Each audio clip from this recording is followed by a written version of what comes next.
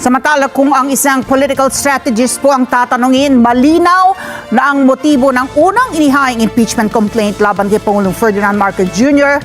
ay upang matrigger po yung one-year bar rule ng impeachment process at protektahan ang Pangulo sa mas lehitimong reklamo. Kunin natin ang detalye mula kay TJ Mendoza.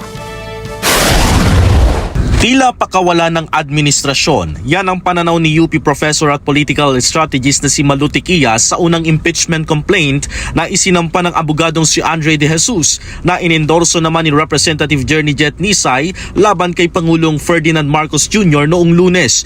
Pero para kay Professor Malu, sinadyang ihain ang complaint para matrigger ang one-year bar rule ng impeachment process kasabay ng kanyang puna na mahina ang mga batayan ng reklamo na napaloob sa nasabing impeachment complaint. Pag tiningnan mo yung complaint ni Attorney De Jesus, ang annexes nun, paper clippings, newspaper clippings.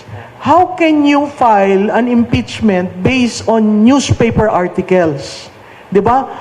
Kahina-hinala rin para kay Tiquia ang mga personalidad sa likod ng naturang reklamo mula sa abogadong nagsampa nito hanggang sa kongresistang nag-endorso.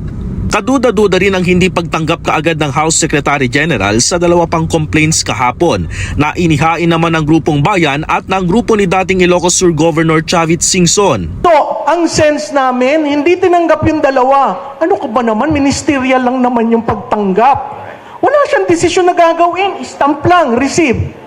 The fact na hindi at sinabing nung Deputy SecGen na I am not authorized to receive, ay wala naman yung sa ligang batas na ruling na ang authorized representative ng SecGen ang dapat tumanggap.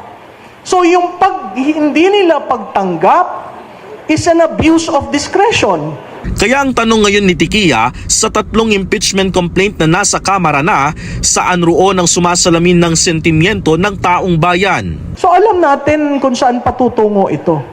That is the one-year protection of the President that they are trying to put together. TJ Mendoza para sa mata ng Agila, matatag, matapang, matapat.